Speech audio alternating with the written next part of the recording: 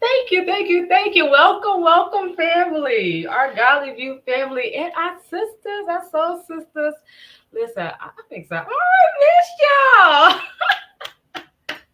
We I miss missed you all. you Listen, I miss you all, and I'm so excited to be back for another season of this wonderful and amazing platform and show that God has graced us all to be a part of, the Godly View.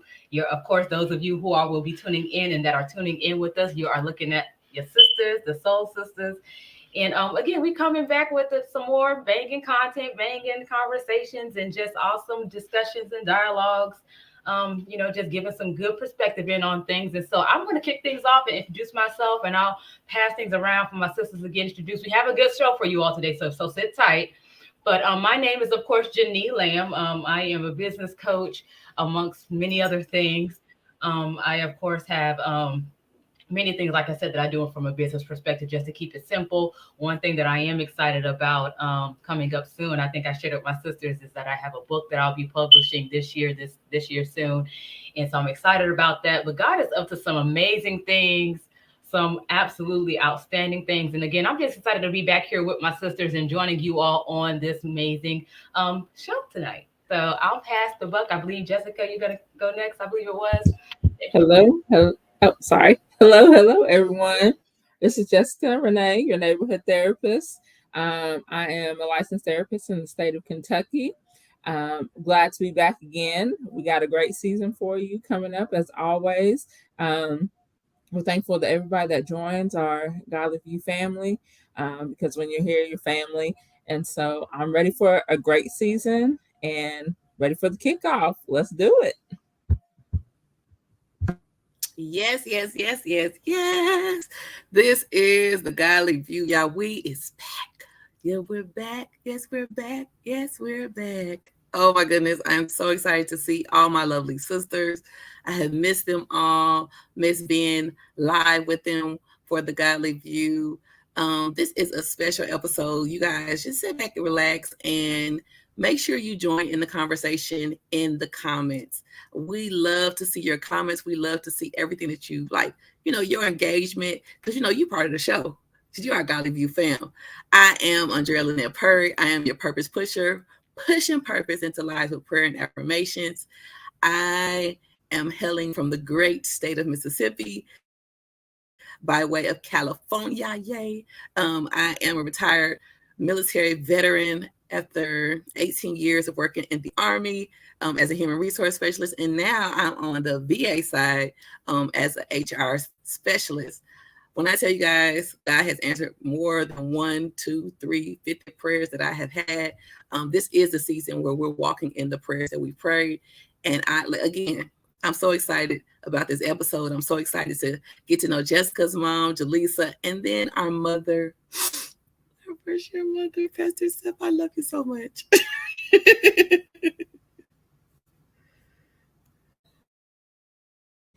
All right, all right. Hey, listen, I got a cough drop in my mouth that I just swallowed, so I'm trying to get myself together. COVID cough is real, y'all. That long haul. But anyway, hello. I am Persephone Sonia, aka Pastor Greer. I am a wife and a mother. Those are the two most important things to me that God has given me the ability to do.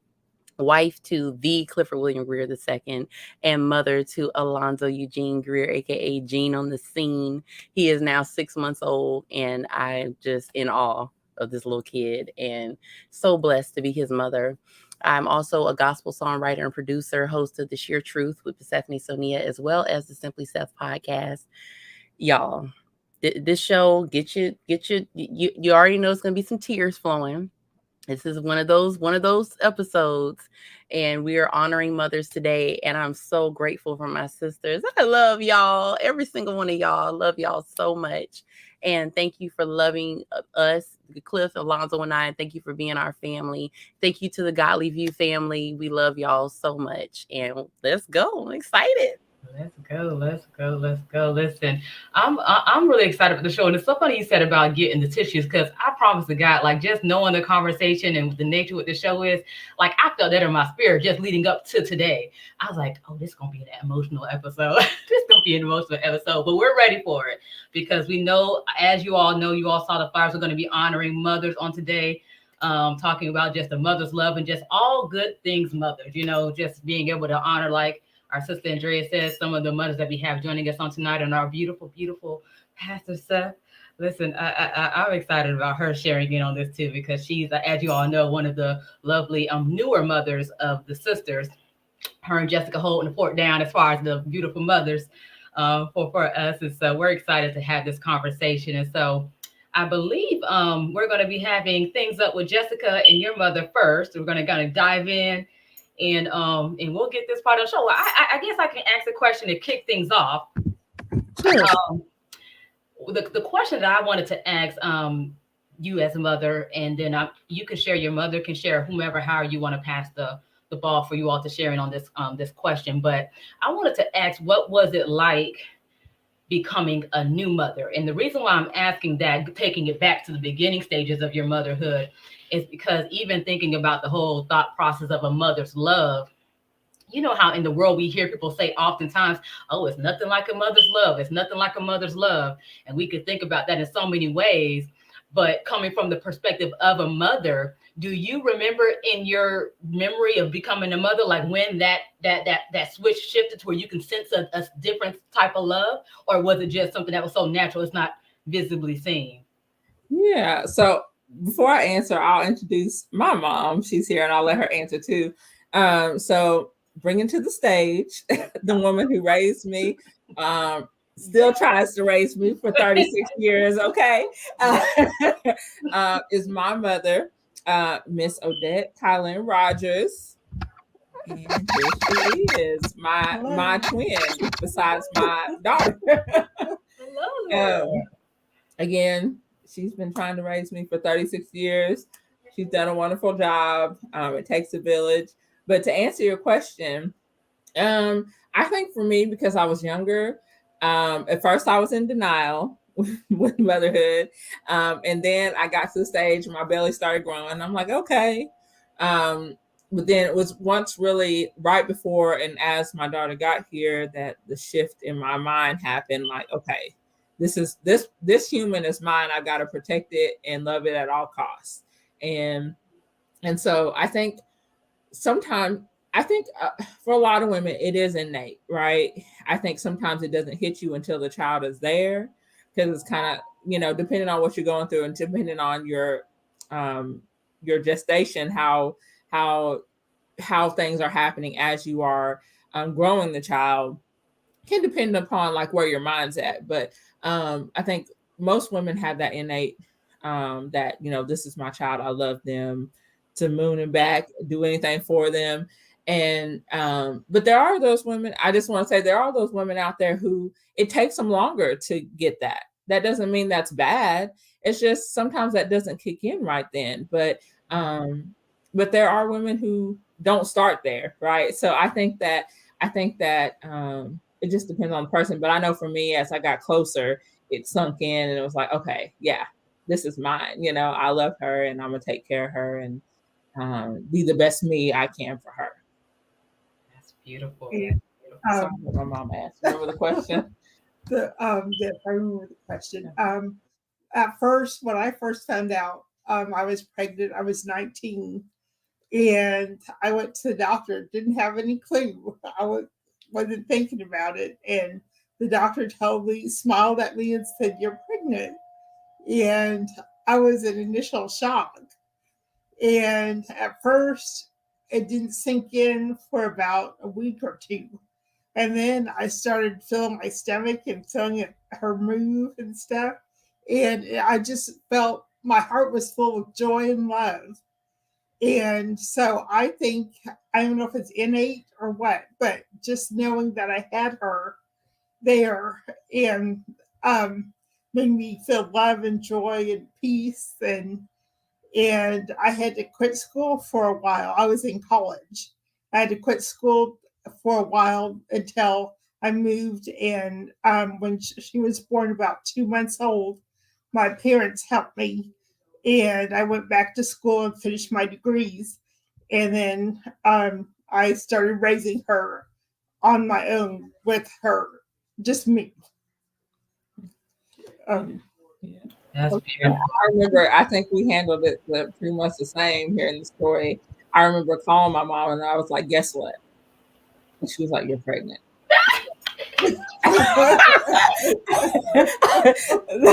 I was like, yeah.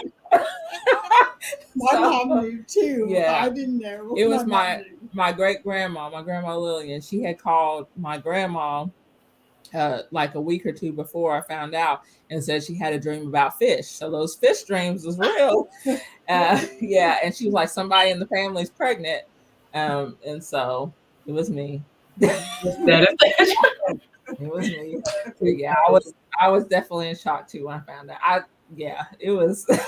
I was not. I was like, this is not real. So. Those are some interesting stories just hearing you all share. Because, like I said, I always wonder that, like, okay, does it really ever, like, when does it sink in? It was like, oh my God, I'm a mother, and that love really just becomes so tangible and real for you. But and I like how you pointed out, Jessica, that time frame varies for everybody, because that's true. And I think, I've even heard stories of ladies who have had, and I know this is a different kind of topic, but that what do they call it? Is the postpartum?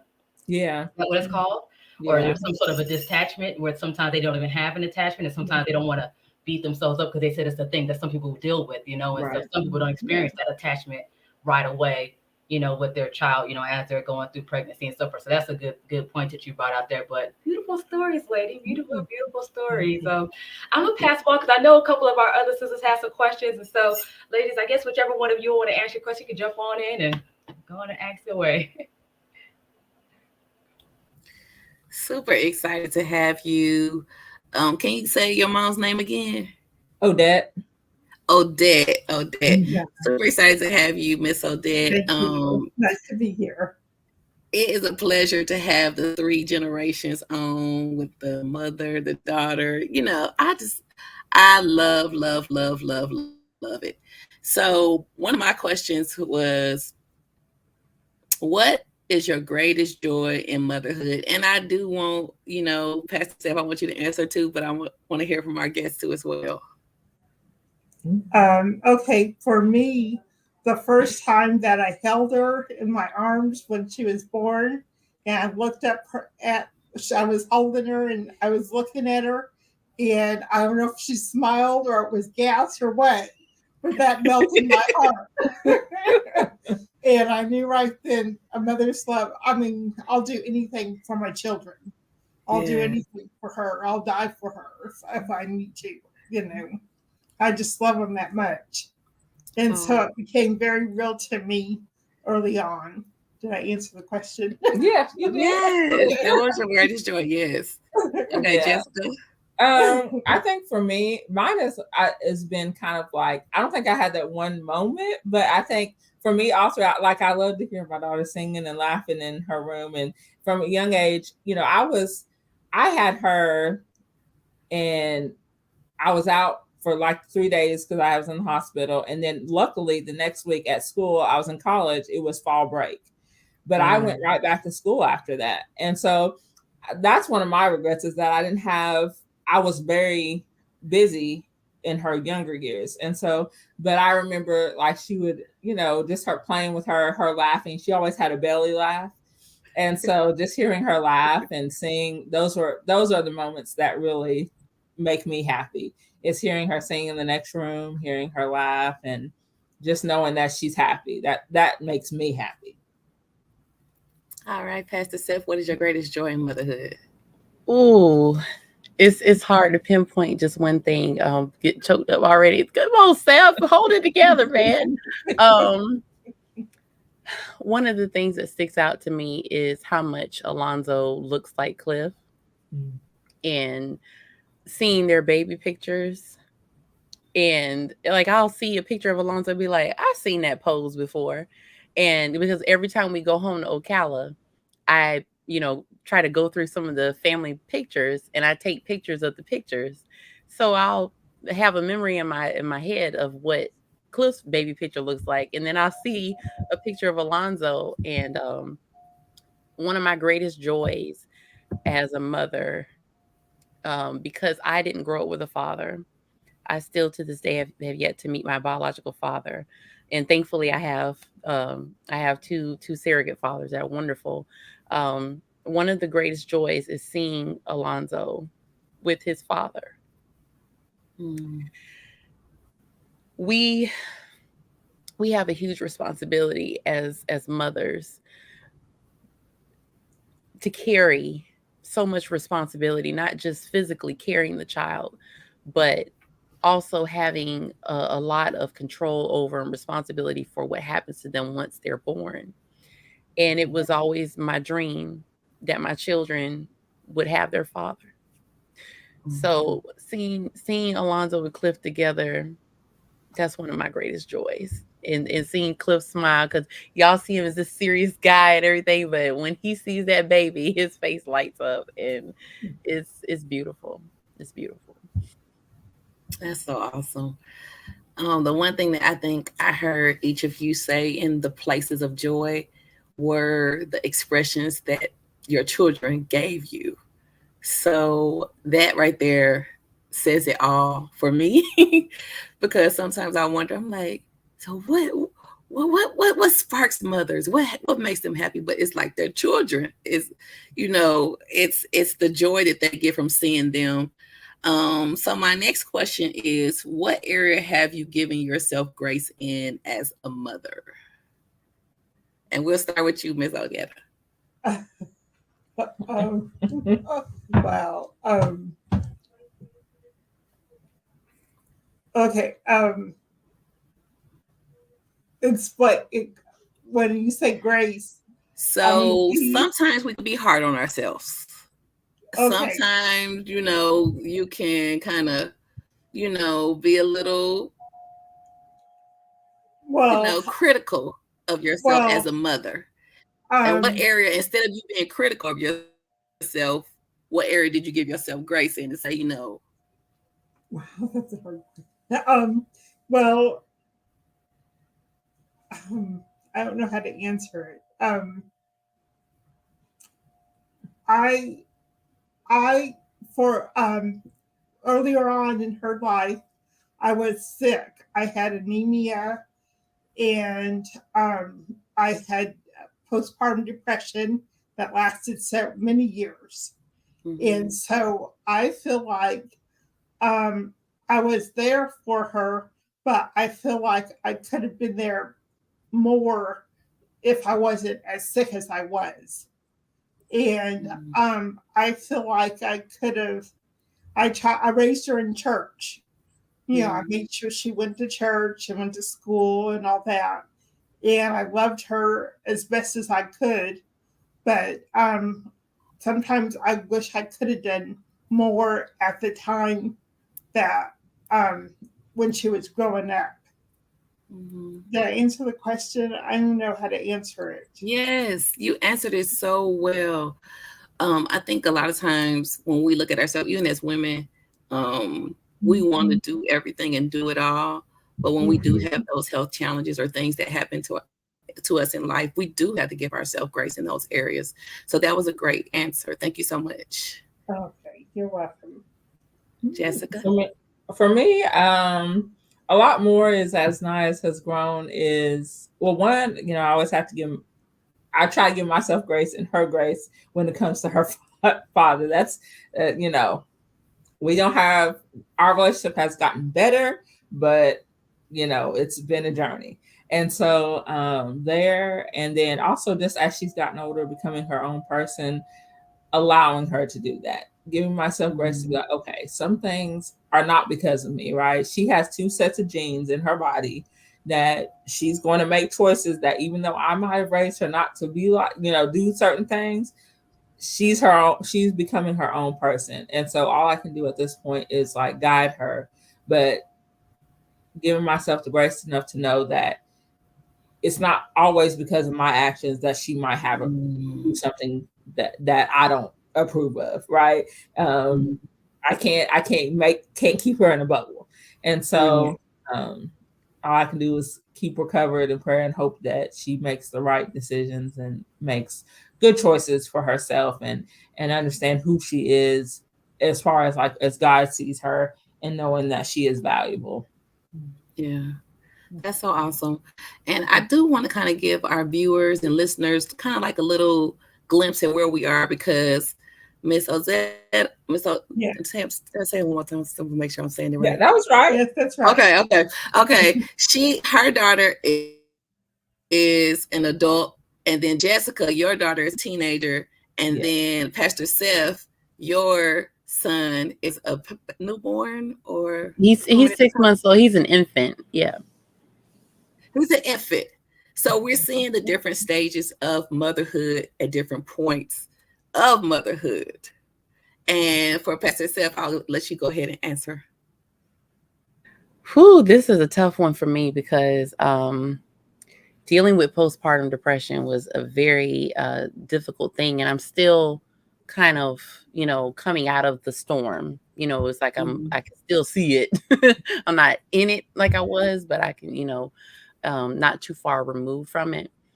I had to give myself grace to make mistakes. I didn't want to make any mistakes because I felt like I'm 36 years old. This is my first time out. I've been waiting all my life to be a wife and a mother. I read all the articles and watched all the videos and watched all the TikToks and watched all the Instagram reels. Don't do that. Listen, give yourself a break from Don't use the Google. That's good. Don't at use one the point Google. I had to stop watching videos. I had to stop looking at stuff. I had just had to be in the moment. So I had to give myself grace to A, be in the moment, and B, allow myself to make mistakes. Alonzo, I remember I posted something when I was pregnant with Alonzo, and I said something to the effect of, I can imagine him making a face at me like, you don't know what you're doing, do you? Which he does. He does. He But don't know. He a baby. He don't know. He don't know. You don't know. the Babies beauty of don't it, know. You don't know. Hold on, Pastor Beer. I got to tell you this right here. Babies don't know. You don't know. Miss Odette, Jessica, y'all help her out on right here. Help her out That's right here. true. That's true. But it makes you feel like they know it does because make you feel. they do give you But some they don't faces. know, and you're no, like, Jessica. They Don't, don't. Jessica, They don't don't. validate that part. All Don't he knows, validate. all he knows is that I'm mommy, so I had to give So myself you can grace. do no wrong. Right. Right. Right. You're always loved in their eyes. yeah. Exactly. But Exactly. you do things out of love for them. Exactly. Yeah. Exactly. So I had to step back from all the trying to be in my mother and I'm going to talk about her more later, but my mother and I have had a very up and down relationship. She's my mother. She carried me. I will always love her and always respect her and always honor her for that. But in the back of my mind, and a lot of you ladies will be able to relate to this that are listening, I was trying to outmother my mother. And that was a big mistake that I made because I was trying to redeem my childhood by making everything perfect for Alonzo and putting so much pressure on myself to have this and be this and do this when all that's required of me is to just guide him, raise him in the way that the Lord would want me to and want, Cliff and I together. And I put too much pressure on myself. So I had to give myself grace to be my imperfect self so that I could be the best mom for Alonzo. I love that. I love Go ahead that. with your questions. Yes, Daisy. I think Daisy, you had said you had some questions, and then you asked. Hey y'all. I know I came in a little late. I hope everyone's doing good on this Saturday afternoon. Evelyn, I should say. Um, Jessica, I did not get to meet your mom. What is your mom's name? My name is Odette Kevin Rogers. Oh, Dad. Okay. It's a pleasure to meet you. I'm Daisy. How are you? I'm good. How are you? Yeah. I'm amazing. Thank you. All right. So my question for all you beautiful ladies is the first one is So I've been hearing the struggle and everything that you've been going through. Before I go into my second question, which is a lot more relaxed, right? What is one thing that you all had to face as a decision as a mother, pertaining to your child? What is the one urgent, severe, life-changing decision that you had to make? At that's something, that one thing you couldn't think about. You were you had to make it on the spot. That was a life-changing decision to deter going forward for your child. I guess we could start with Miss Odette, Jessica, and then Steph. Um, Life changing. Well, um,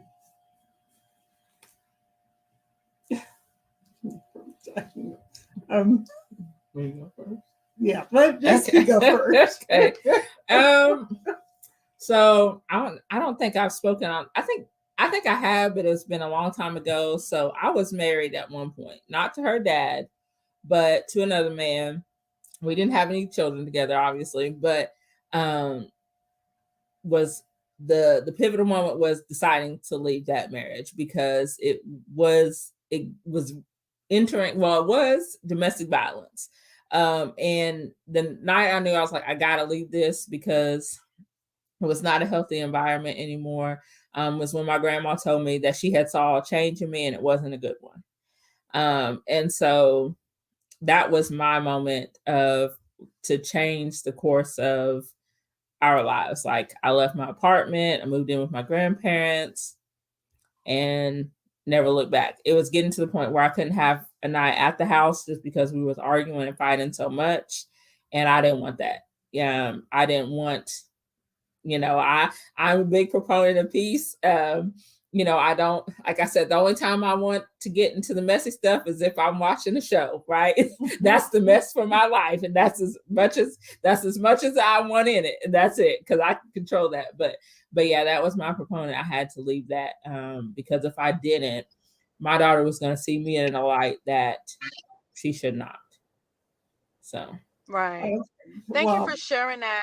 you're welcome. I appreciate that because I know you've never shared that before, and I learned something new about you. But I admire your courage. Thank you. okay. Well, my life changing event probably was when I would, I was young when I had her. And so I still was kind of wild. I still wanted to go out and party and stuff. I just drank. I didn't do drugs or anything like that. But the life changing moment, I guess, was when she was about 4 or 5. Um, I started thinking about how often I left her, and I it would break my heart just to take her to the babysitter, and so um, I had moved closer to my parents, and when I moved closer to my parents, I quit going out and stuff as much, and I saw that it would make her distant from me, and I don't know if it's because I was different, or she got mad at me and she was turning away. But I was growing up when she was growing up, you know. She had to she had to she helped me learn the ways to be a mother, you know, and so I guess it's been just about 20, 30 years now, 20 years now that I've been at home, and I don't have my boyfriend or my ex-husband there, so I make sure she's okay. And when she sees that I'm okay, she's okay. So that's it. Thank you, Miss Yeah. Ordette. You answered that perfectly. I appreciate your honesty and your transparent. All right, Miss Steph, how about you? Well, a decision that I had to make fairly quickly was just recently. Cliff, Alonzo, and I ended up with COVID. That was all three of us, our first go around, prayerfully our last with that. Um, Alonzo ended up having to be in the hospital for 2 days. And it was traumatic for us. I mean, at any age, but especially with him being, he was 5 months old at the time. Cliff wasn't able to stay at the hospital with us because COVID patients could only have one person in the room with them. So I'm spiking fevers the entire time that we were, almost the entire time that we were at the hospital. And I had to make the decision. Now, I'm not saying this was the best decision, but this was the decision that I made at the time to not be treated, because I would have had to go downstairs to the ER and be in the ER for hours, and God knows how long, and be away from my child who was struggling to breathe. I wasn't leaving my baby, period. Like, thankfully, you know, the nurses and everything that were coming in, they were asking, well, how are you doing, Mom? How are you feeling? And I kind of downplayed how badly I felt, because I wasn't leaving my baby. And thankfully, you know, we both were able to leave the hospital. But I remember I was like slow dancing with him in the hospital room, and I said, you know, one day I'm going to be dancing with you at your wedding, and I'm going to remind you of what you came through, because he was really sick. But thankfully, you know, he's fine now, out there squealing, making a bunch of noise. But yeah, when you put your discomfort and your fears aside, because I didn't know what was going to happen to me. I didn't know whether I was going to get better or get worse. But thankfully, we came out of it. But to make the decision to stay with my child, that was a instantaneous, I'm not leaving my baby. So yeah. Wow. Well, first I want to ask, how are you guys doing? Because I know COVID hits everyone differently, and for a baby that small to battle with COVID, how is Yeah. everyone doing now? Yeah, well, thankfully, Cliff has been able to go back to work and everything. He's still dealing with the fatigue that a lot of people deal with. All three of us actually are dealing with fatigue. Alonzo, Yeah. he was, you know, taking his breathing treatments well. He was sent home with a nebulizer and albuterol, but thankfully he doesn't have to do it, you know, very often. But when I hear a little something, I'll give it to him. So he's doing fine. He's squealing, you know, and rolling around and doing all kinds of stuff. So he's doing really well, because he had COVID and croup. And then for me, I'm still having respiratory symptoms because of the asthma. So if you hear me coughing, that's why. But we got through it, and I tested negative. What was that, yesterday? So I was like, yeah, it's finally out of my body. But That's one of Yeah. the scariest things as a parent, is when you can't take away stuff from your kids, right? Like they get sick, exactly. you can't take it away from them, you Woo, know, it was even when you want terrible. to. It's like, you know, it's gonna happen at some point, but oh, he's so little. You know, he's a tough guy, but he's so little. But we made it through though. So thank you for asking. Thank Well, No Jessica problem. also, when she was about 3 or 4, she got real sick and she had a high fever, and I could not get the fever down. I would sit in the tub with her and just try to get her fever down. It was over 102. And I took her to the doctor, and the doctor said he couldn't do anything. Just just watch over her. He was a bad doctor. And I had been asleep for a few hours in the night one night, and that she had been sick. And I heard her call me, but I was just so tired I couldn't get to her, you know. And we had a tile floor upstairs near the bedrooms, and she was in the hallway laying on the tile floor. The tile floor broke her fever, and I found out she had scarlet fever. And the doctor didn't tell me, the nurse told me. But it broke her fever. All I could do was pray. I just said, God help her, because I didn't know what to do. And Yeah. so God broke her fever that night, and she was okay, and she's been okay ever since. I think that was the night. Actually, we had somebody break in too. Yeah, we had somebody break in the house that night too. Oh my God. Yeah, Yeah. I was in a deep sleep. I didn't hear it, and Jessica didn't hear it. And I was so thankful they didn't come upstairs They because did. we were in our Remember? room. Because they sat beside her and they used the phone in her room. Oh yeah, that's right. Yeah. So, and I was in the hallway. And the reason why I knew somebody broke in, this is the time we lived in Kansas, in Porter, Kansas. And so I the next morning I got up and I went downstairs and I was gonna watch cartoons. And we had a VCR, we had them taped or whatever. Because I don't think we had cable at the time. But I said, Mom, I said, I can't watch my cartoon. She was like, what do you mean? Just put them in the thing. I said, well, where's the VCR? I got up and flew downstairs, and the back door had been open. The sliding glass door had been open. Somebody had come in and stolen the VCR and some other and stuff. some other things. Yeah. But I was so Wow. sick that I was pregnant at the time. Mhm. I was pregnant with another baby, and I didn't know, but I was so tired physically because staying up with her, I just couldn't do it anymore.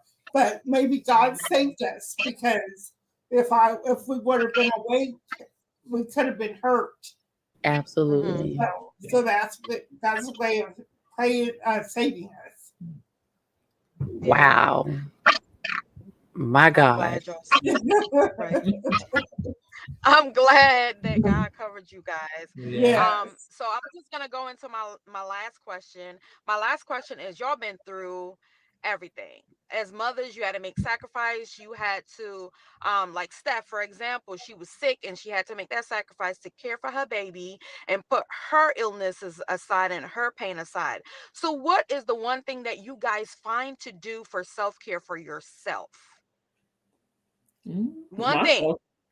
One thing, my self-care now looks like you just watching a show I like. You know. And my self-care, I'd like to take an hour a day to pamper myself. I can do that now. I couldn't do that when they were little. But I take an hour a day to just shower and relax, soak in the bathtub, just do my hair, whatever. I take that time for myself. Exfoliation. Listen, exfoliation is so underrated. I have this thing. It's like a crystal shaver thingy Yeah. that you rub on your skin, and it takes the hair off, but it also exfoliates. And child just being here, just Yeah. getting it together, because it's something about feeling soft that's like a comfort for me. Yeah. And I be rubbing on my arm. I be like, "Oh, girl, you soft, girl, okay." So yeah, that's something that I do, that I love to do. Well, thank you, ladies. Beautiful. Continue to be the amazing woman that you are. And that's all of my question. Thank you so much for answering. So I got Naya here because she hadn't been. Yeah, what's the home premiere? Yeah, where's she at? Nice seeing you. Thank you. Oh, I'm not done. But I have one question for Naya, so she can give her input. Hey, niece. My daughter, everybody. She Look like triplets. So, I'm Anaya. I'm 15, freshman, and yeah, that's about it. So my question to Anaya is, well, I gave her two. Which questions do you want to answer? Well, one of the questions I gave her, it was a two-part question, but is, as a teenager, what advice would you want to give parents or mothers who are raising teens? And then the second one was, what do you feel like as a mother that I've taught you that has been beneficial for you? I'm going to answer the second one first. Okay, so one thing, you have given me a lot of lectures. What'd she say? Lecture, yes, speak up. She's given me a lot of lectures throughout my life, and I'm taking them all into account, even though it may not look like that. I listen, but I promise you, I do. Okay. And I see myself taking that in, and when my friends, when they're having problems that were similar to mine, I see Yes. myself taking her advice and giving it to them, That's and good. that's helping them like it helped me. And yeah, several lectures do. I love that. Okay, can I ask my question now? Yeah, go ahead. Okay, so my question to Anaya is, what is one of your favorite memories with you and your mom? There's a lot. One of my favorites was probably when we went to Atlantic City together for the NAACP convention.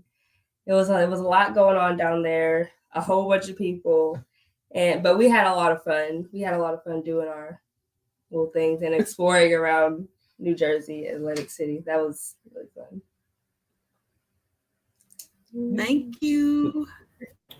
Listen, you all are amazing. Thank you, Anaya, for showing up, putting your face on the screen with us. Listen, we had an awesome time meeting this young lady in Atlanta. She is just the sweetest little soul. It was so helpful and just so humble and sweet. Yeah, she was the best videographer. Yeah. She was the best videographer to this day. I still have a lot of those pictures and videos that she helped me with. Thank you so much. Just sweethearts. And listen, we see where everybody gets it from. Like Jessica, we see where you get your spirit from, and we see where Naya get hers from. So listen, beautiful. Well, y'all, thank you so much for sharing. We're actually about to go on and pivot. We actually have another guest coming on to share some things, but we thank you all so much. Our lovely guests for coming on and sharing with us on this lovely Mother's Day episode. Listen, you all have some amazing things to share and to say with these questions and answers. And so we really do thank you all for sharing. And we hope you all have a wonderful Mother's Day as it approaches. And listen, blessings to you all. Blessings on your continued journey, because motherhood never ends. And so blessings to you all. We're going to, we see. Thank you. Yes. Thank you for having us. Yes, good evening. Thank You all have a good evening. Bye, Anaya. Bye.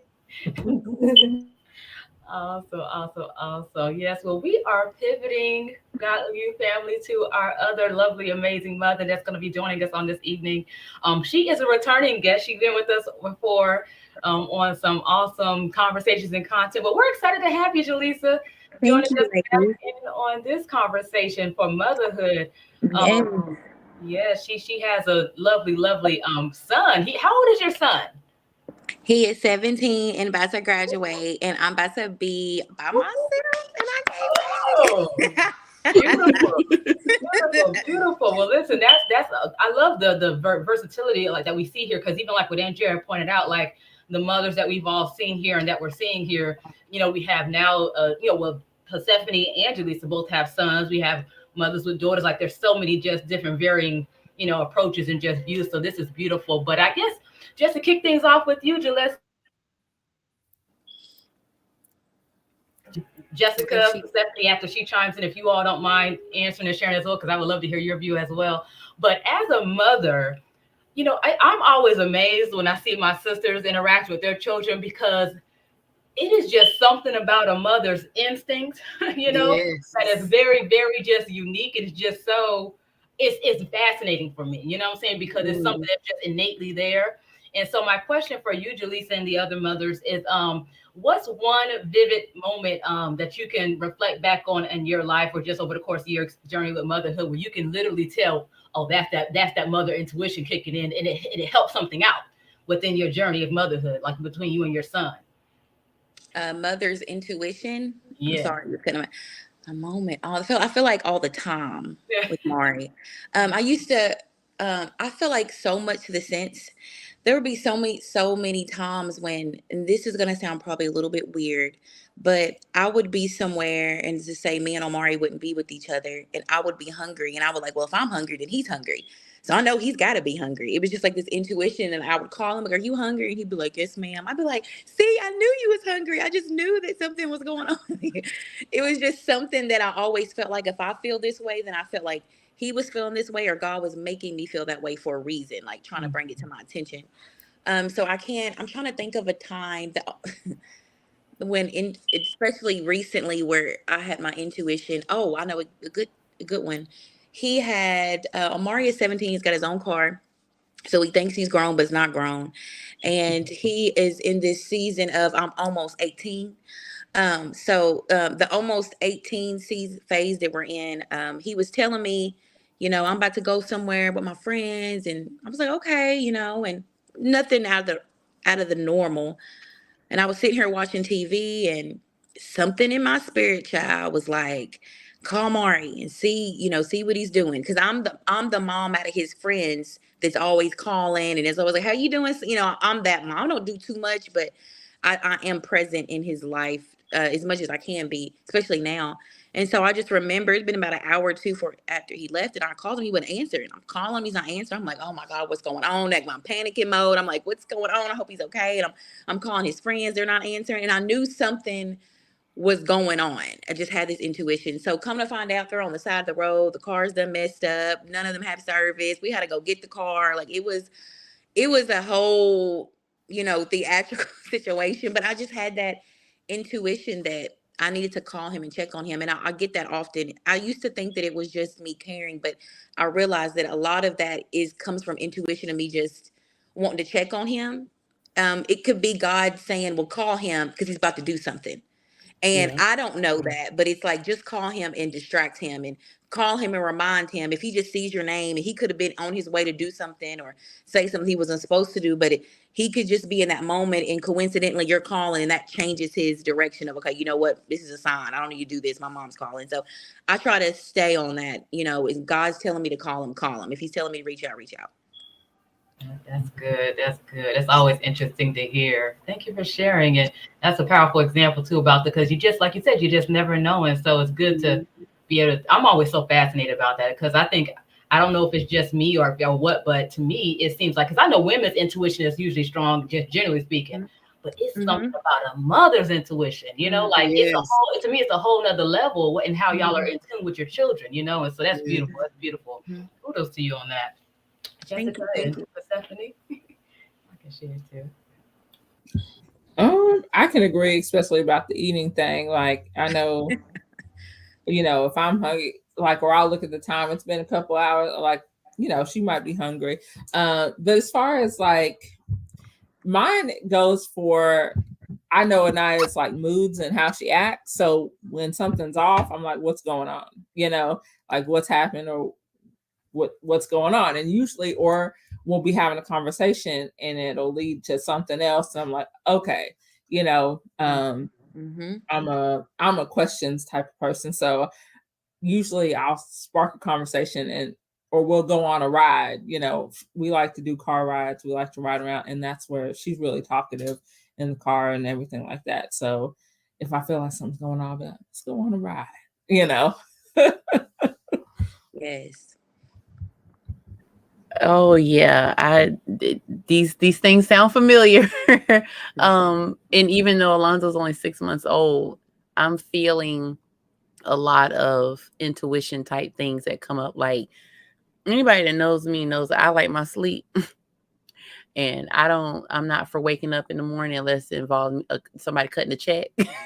So for me to awaken naturally at like 5 o'clock, 6 o'clock, 7 o'clock in the morning, and I'll be like, let me check on this boy. And I'll look on the monitor, and he's awake on his back in his bed, just and I'm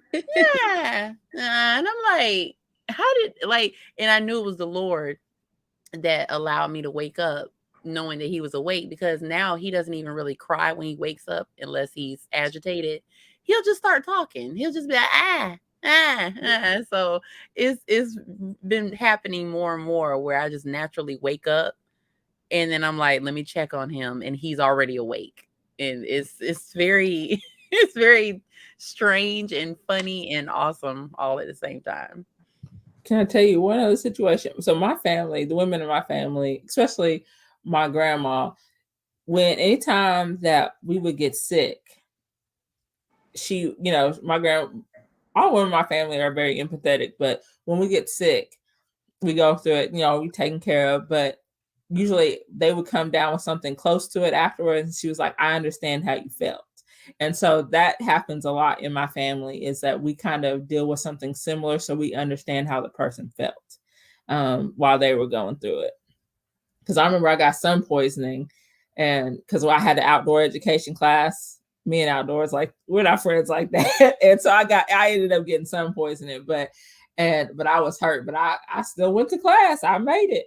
But my grandma ended up getting like a stomach virus, like not soon after that. And this was years ago, but she was like, I understand how you felt, and so that runs big in my family, like that empathy, getting the empathy for each other, because we go through similar things. So that's something I think that I don't know if we really have hit on a lot in a motherhood conversation, is the third generation of the grandmother, and I should have asked that question, but because you just said that, it's like, I know for me, like my grandmother, she was like very, very, very present, like in my early years growing up. And I know for you, your grandmother was, and I think for Pastor Steph, her grandmother was as well. And having that type of dynamic, do you think that helped you a little bit more to have that extra, love from your grandmother, Jessica?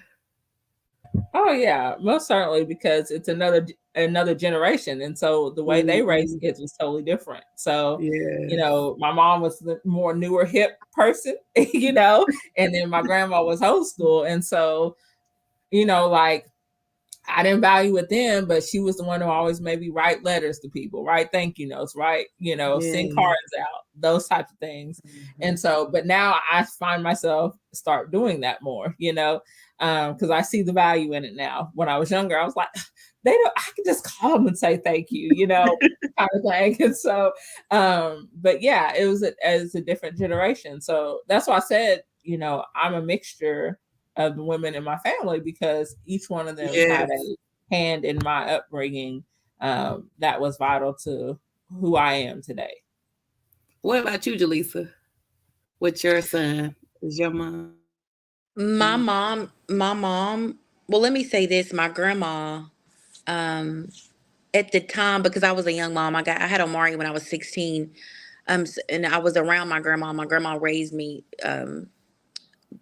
a lot of majority of my life before I entered into adulthood, until I turned 18 and 19. And so at the time, I really wasn't, and I say this all the time, I regret not paying more attention to my mom and my grandma when I was younger, in reference to just picking things out and learning how to cook, because I just wasn't that girl. I'm not going to sit here and lie. Like, I just wasn't the girl that was in there, like, over her grandma's shoulder and looking how she's cooking and seeing how she's doing it.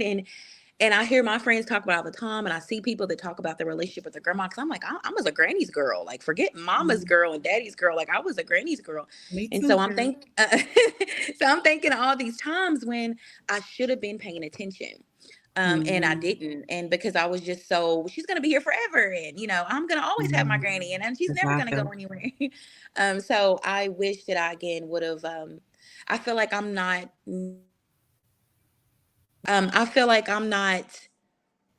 what's the word I'm looking for? I feel like I'm not like them. I don't feel like I parent like my mom or my grandma. But I know that the one thing that my grandma gave me was that make sure your child knows God. And that was life-changing for me, because they instilled that to me.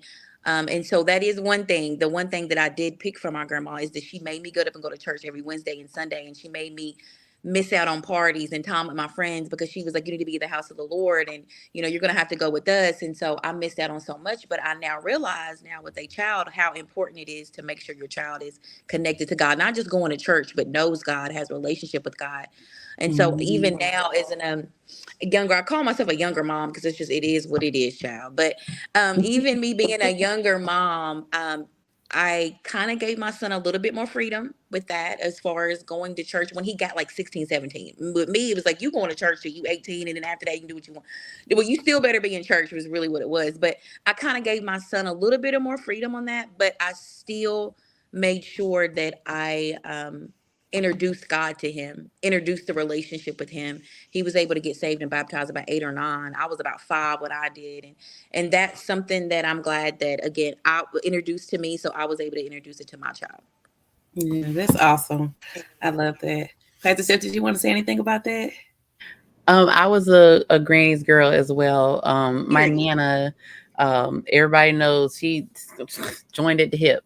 And my mother, I was raised by my mother, my grandmother, but I can never, say that I was just raised by my mother because my grandmother was right there in the house as well. Mhm. And because my mom was a teen mom as well. She had me 13 days after her 17th birthday. Wow. So she went through, you know, different traumas and stuff in her life. And there were certain things that she wasn't able to do. It wasn't that she wasn't willing, she just wasn't able because certain things had happened to her. My grandmother, my Nana was more of a nurturer for me. Mhm. And she taught me how to sew. She and I have a passion for fashion, if this that you want to call it. And I love it. yeah, and she's someone that I have a connection to on a lot of levels that a lot of people don't have with their grandparents because they don't, a lot of people didn't live with their grandparents, or some people's grandparents passed away before they were born.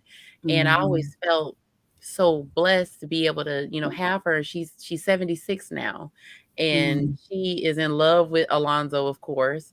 And it made me feel good for her to live long enough to see me become a mother, because she invested so much in me that I was able to actually tell her she was going to be a great grandmother days before her 75th birthday. And I just, Wow. yeah, I found out I was pregnant March 19th and her birthday is March 24th. So Awesome. to be able to give her that news ahead of her milestone birthday, that meant a lot to me. And I'll always, she's one of the ones that, I mean, we used to hang out like besties. Like when we would ride around, we would argue and then be like, "So we still going to Ross or what? What you doing? Come on, that's me and my grandma. What you trying to do? Get on my nerves. That is hilarious. All right, let's go to the store." It's the truth. It's the truth. It's I love just my that grandma. person that, no matter what. I mean, she's Yes. been the highest of highs with me, the lowest of lows with me. She paid Yes. for my storage unit when I was homeless and living in my car. She went to court with me when I had my divorce. She's been everywhere with me. Come on. And I'm just so grateful to her. There's nothing like a grandparent. Nothing like it. And being able to see my mother become a grandmother. Yeah. That was a joy that I honestly didn't know if I was going to be able to experience that joy the way that I did, because our relationship was so fractured. But her and Alonzo, they be having their own little conversations. Alonzo doesn't talk to anybody besides Cliff and I the way he talks to his Grammy. Wow. And it's just so funny. I'd be like, "Mom, I gotta go do the laundry real quick. Can you talk to him?" And she'll be on the phone talking to him, and I'll be in the doing the laundry over here. And I'm like, "What are y'all talking about?" And they haven't yet met in person. They haven't met in person yet. So they'll be meeting in a few weeks for the first time in person, but they have that connection. So watching your mother become a grandmother is a unique experience, and then also having your grandmother watch you become a mother is a unique experience as well. Wow. Okay, this is my last question. I'm gonna let somebody else go. But Jaleesa, what is the best and worst advice that you received before becoming a mother? I didn't really get any advice before becoming a mom, not because my family at the time, this is me being completely transparent. I was sent off when my parents found out I was pregnant. My family, as Jameson is Again, we're both Glovers. Our family is very predominant. We're like the Jakes family of Glasgow. And so I didn't get that. I didn't get that because they were unfortunately disappointed and sad. And so I didn't have any family, anybody saying, you got this, it's going to be okay. It was very dark, very, let's get her away from the public. Let's send her off so we don't even have to kind of worry about it. So I just did not get the only thing that I honestly got that I can say, I got a little bit after the fact, but before the fact, I didn't have that. Like I didn't get that fortunate as far as having someone be like, this is what to look forward to. This is what, you have in store, because they were so upset with me. They didn't allow their anger or their upsetness to be able to put that aside and say, hey, she's 16. We need to be prepping her for this. We need to be, we're encouraging her. And it was kind of like, hey, we're going to send you off for the next 4 months. My family, I hid my pregnancy until I was about 6.5 months pregnant. So right when they found that I was pregnant, it was the initial thought of getting an abortion, went to get an abortion, was too far along, couldn't have the abortion. So they were like, well, since you can't have the abortion, is there anything else that we can do? And they were like, well, we have a maternity home you can send her to, and it helps her prepare to be a mom, and it's for teenagers. And I was like, okay. I was mad. I didn't want to go. But if I wouldn't have went, I would have been so unprepared, because my parents were not in a state to where they could help me, because they were just so angry, upset. But the ladies at that place, which was a Catholic church that owned this facility, they helped me out so much. They gave me my first study Bible. They taught me how to be a mom. They prepared me for life. So they were doing it for, my parents were doing it. We talk about this, me and my parents talk about it all the time. They were doing it because, hey, we need to get her out of the public. We're embarrassed. But God was like, I'm going to use this for her good. Y'all might not have enough, pride in it. You might not have enough love at this time in your heart to help her, but you're going to send her off. But wherever you're sending her off, and I'm going to put that help there. So those women helped me and prepared me to be a mom.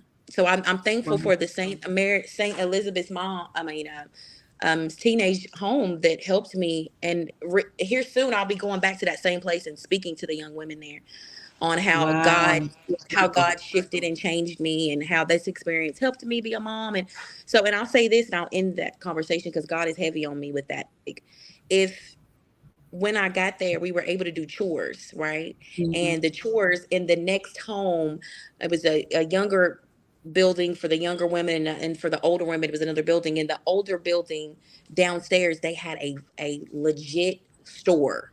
It was like Baby Gap on steroids, and it was like a little Kroger's. And your chores was equivalent to money. So I'm learning how to do chores, get money, responsibilities, and be able to do all this. Again, not even for my parents, not for people who knew me. God put people in my life that were strangers, that were meant to just be for punishment, but was really for promotion, because they taught me how to go. So when I did leave that place, I was only there 3.5 months, and my parents came. I had Omari in Indiana, where the place was. My parents called the housewife that was there, and they were like, well, what all does we need to bring? She's about to have, her son. And they were like, nothing. Jaleesa's got everything she needs. Like, she's been working. She's had chores. Like, so we had 2 cars going back to Glasgow with all these things I had bought on Mari, because I had worked for chores to be able to pay for all this stuff. So again, Romans 8:28, God always works things out for our good for those who love and believe in God. So that's why Romans 8:28 is so true, because I can see, I'm a living witness that he can take your ugliest moments. Now I can use this testimony and bless women. And a lot of people don't know my story to that extent, but I just wanted to share that with you ladies, that I wish that I could have said that. Like, yeah, my parents taught me, but they just didn't. I did not. But you know what? This is so good, because what you said was so, it just hit me in a different place, because sometimes what people do mean for punishment, God means for promotion. What they do mean, to outcast you or to reject you, God means to really, really instill that you can win even when people don't know where you winning in, because they think that what you've done or what you did is just so terrible. So I know I said it was my last question, but because you went into this whole story, I got to ask you another question. So during that time, like now, has your parents, have they came back? Have you guys had another conversation after that? Like, how was it going back into the house? Going back into the house, I was no longer angry, because when I first got there, I did not speak to my parents. I didn't have to.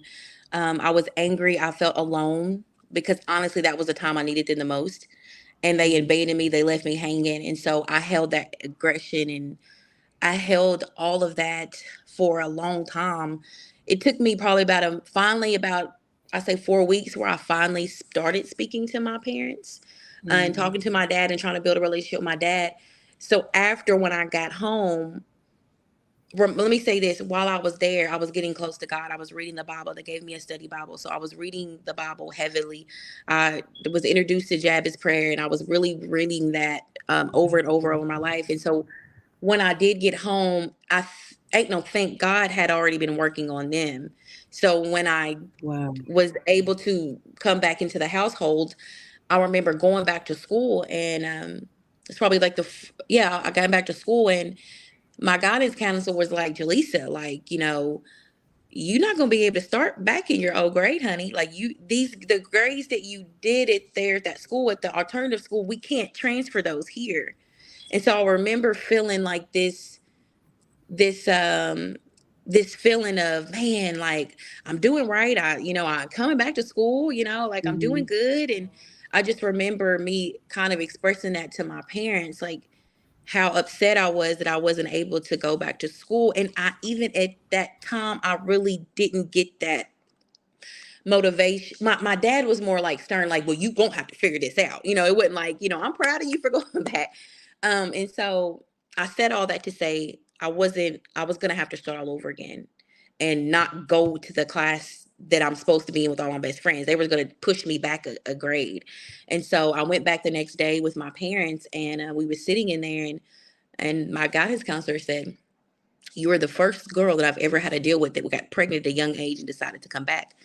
He was like, so because of that, I'm going to put you in the grade that you're going to be put in, but you don't tell nobody. This is going to be a forever secret between me and your parents. I'm going to put you where you're supposed to be at. I'm going to give you all the credit you need. And I'm going to, so you can, he said, because you didn't have to come back. And because you did, I'm going to bless you. And so from there on, my parents saw that our daughter's favored.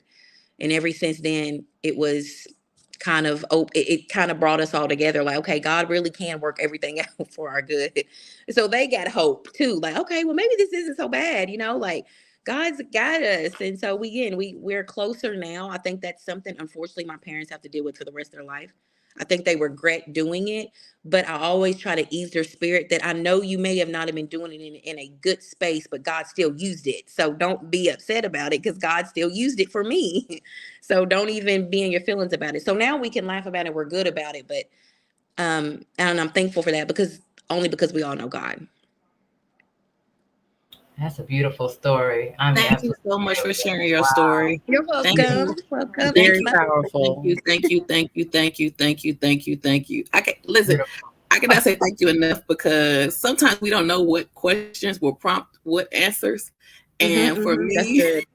Yeah. I am so thankful that you shared that on this platform tonight. I'm gonna let somebody else go, but I just want to share this small thing. I remember the last time you were on, and I just remember how, you were sharing some things, and God was just saying some things at that time, and like even now, like I still see how your story, is just starting. Like you went through, and you came out of a lot, but the prayers that you have already prayed have already been answered. And I'm gonna let somebody else go. Amen. I receive that. I have a question for you. Further, also, thank you very much for sharing that. You have no idea how many people you have been able to touch and reach, because shame is a big thing in Yes. Christianity, which is Yes. ironic because Jesus is supposed to take away all the shame, but we bring it back on ourselves and put it on other people. So you being able to free yourself of any shame and being able to share that, majorly powerful. So and even free your parents too.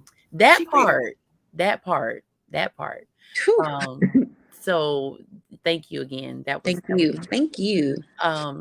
A question I have is, it's a two-parter. What is the best piece of advice you believe you've given your son? And what is one piece of advice that you've given him that maybe you're like, can I retract that and run it back again? That's good. I think the best advice I've ever given Omari is to have a relationship with God and to never lose sight of that. Honestly, that's just to minimize that. Because I tried to really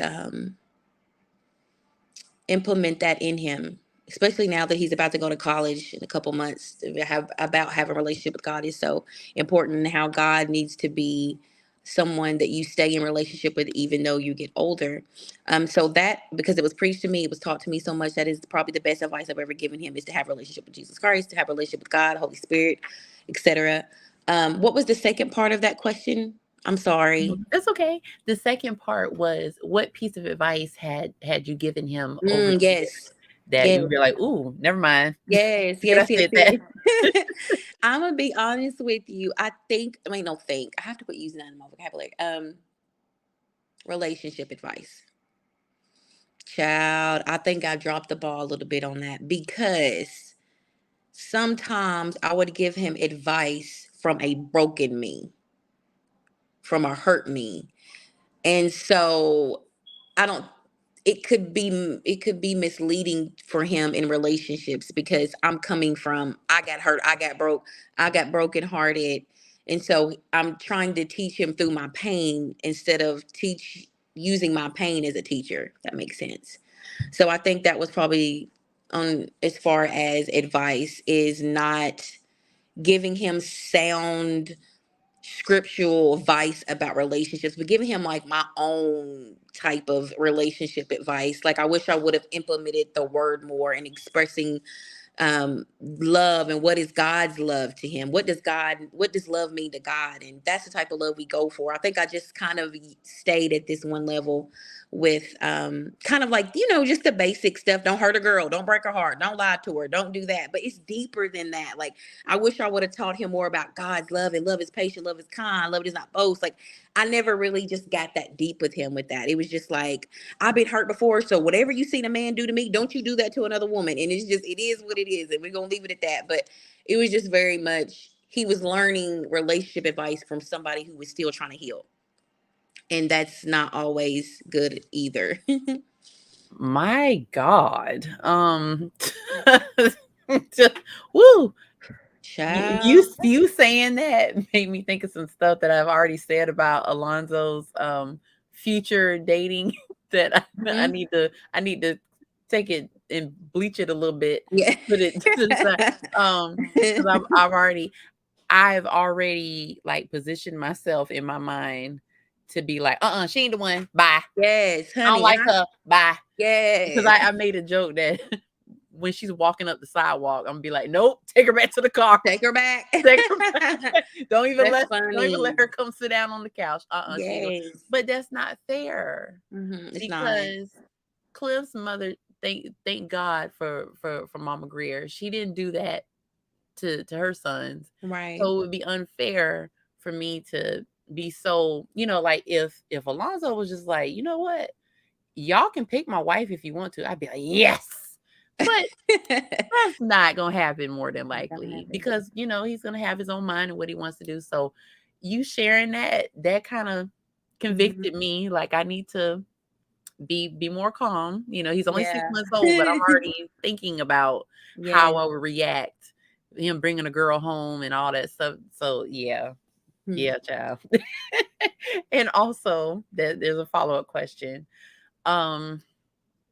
What is the biggest piece of advice you can give to a woman that's raising a son?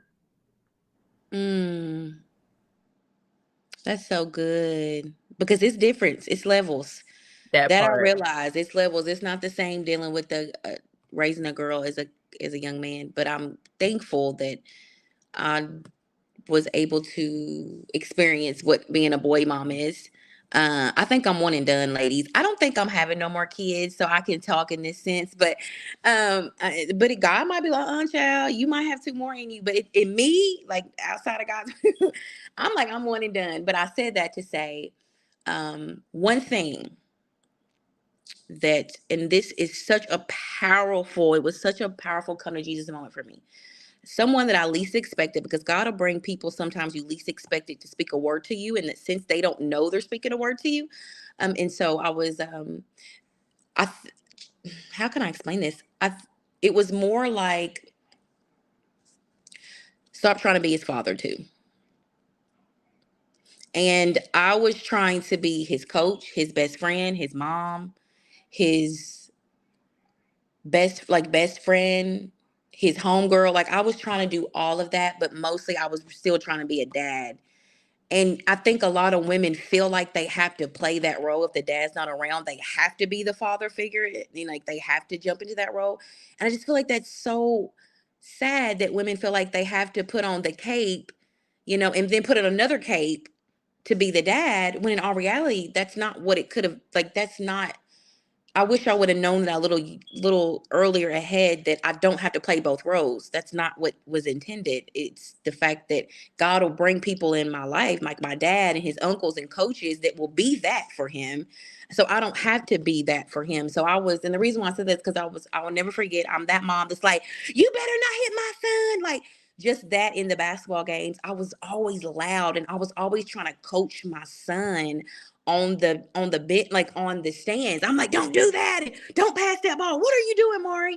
And like he would just be like, be quiet, like stop. You are like distracting me. And I'd be like, I don't care. Like, you're my son. I know who to woo. So it finally, in the middle of the game, Maury looks at me while I'm like, you shouldn't have passed that ball. And he's like, Mom, in front of everybody, please stop. And I was so embarrassed. I was ashamed. My feelings were hurt. It was awful.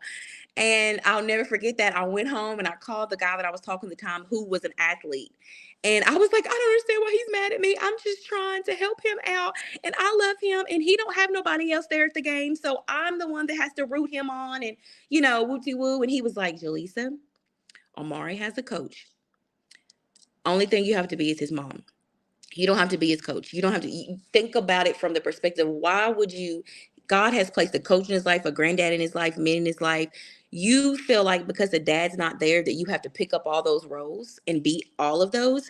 He was like, but be his mom. Being his mom is saying, good job, son. You got this. You're going to do good. It's okay that you missed that shot, baby. So I changed my whole language with him, and it changed the game. When I stopped trying to be a coach and I quit trying to be the dad that was rough on him, like, get up, you got this, quit crying. Like, because I was trying to be the dad that wasn't there. He was like, no, you got to be the mom that is there. And you got to love him and be confident, and like, you have to change your dialogue. And ever since then, I stopped. It changed his game, changed the way he played. He had confidence because I was being the mom that was rooting for her son, and not the mom that was coaching her son or trying to be masculine in my masculinity to try to be what he's missing. Like, I didn't have to be rough. And I wish I would have, got that a little bit sooner. Wow. Listen, I know my mother's going to watch this later. Mommy, It's so funny. I understand now. I understand because she always used to tell me I have to be your mom and your dad. And we actually had a conversation a few months ago where she had said that again, and like indignation rose up inside of me. I was like, I didn't ask you to do that. I didn't ask you to be my mother and my father. I just need you to be my mom. Yes. But because there was that pressure there of he's not here, and her dad wasn't there for her. She had me when she was still a child. So she's having to overcompensate for what she didn't have. And then now what I don't have. Mommy, I love you, girl. Listen, I get it. I get it. I get that part.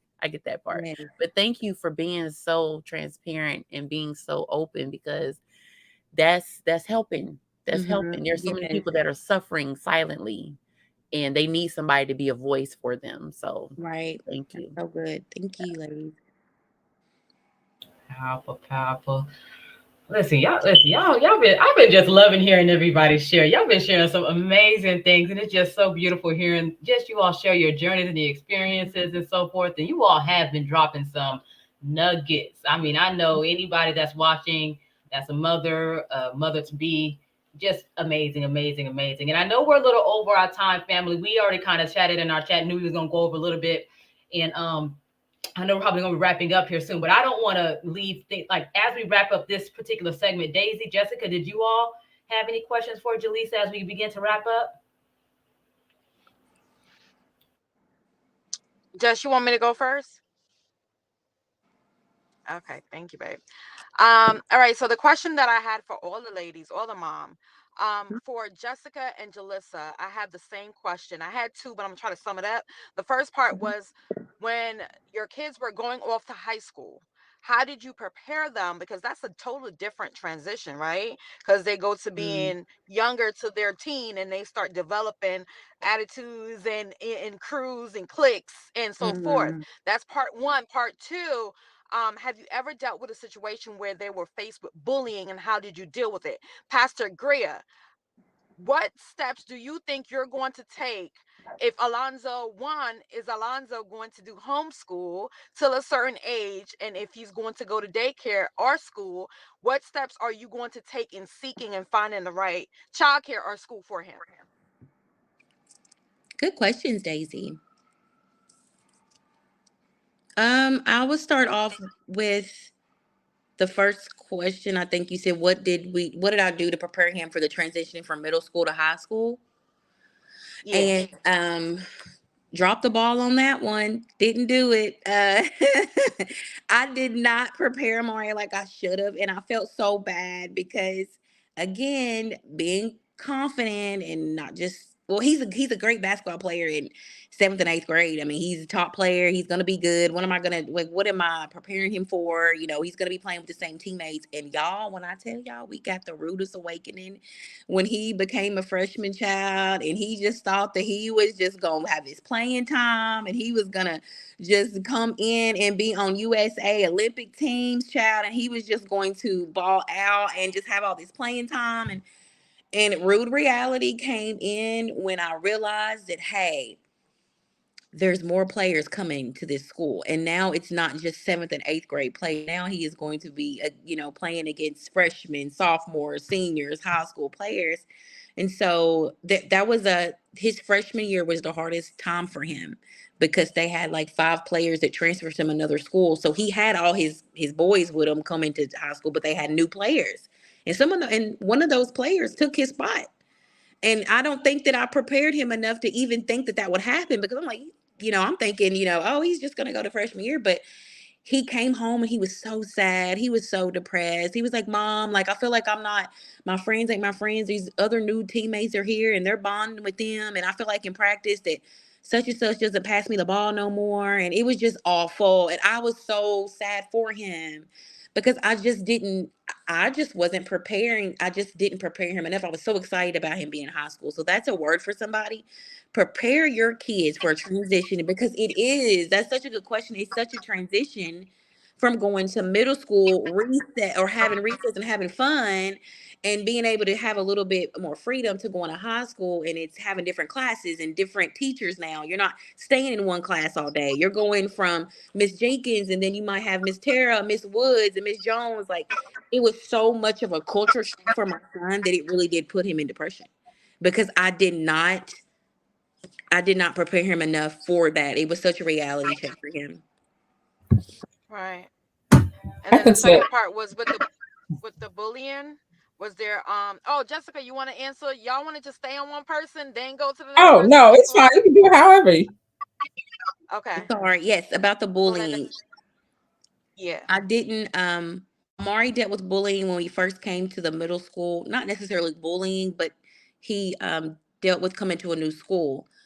And so they already had a little cliques in seventh and eighth grade. And then we had this new kid coming in and they were like, who is this kid? And, where's he from? So he didn't have friends. He was very quiet. And he was like, I hate this school. Why do you got me going here? Can I go back?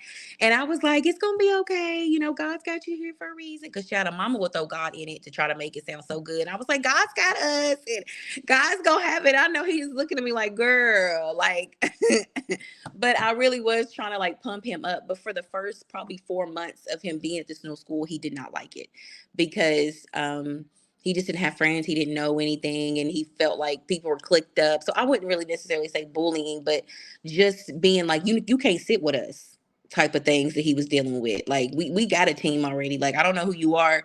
It took him having to really prove himself I think the first couple of practices, they were still like, we don't know this kid.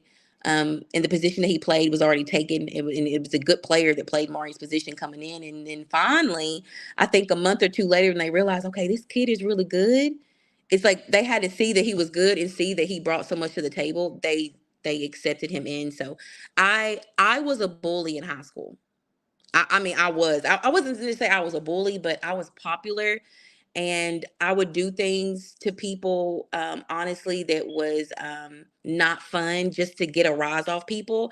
So I can't necessarily that he dealt with that, but I once was that person that did not bully people, like take their money and beat them up. Like, I think people categorize bullying as like you get beat up and they take your lunch money, like school. It's like, no, you can be a bully with your words, right? You can just be a bully, just being a mean girl. And I feel like I really was, like, if y'all seen that movie, The Three Girls That Walked Like the Mean Girls, that's really kind of how I started to become. And so I can say that I was a part of that, but my son didn't.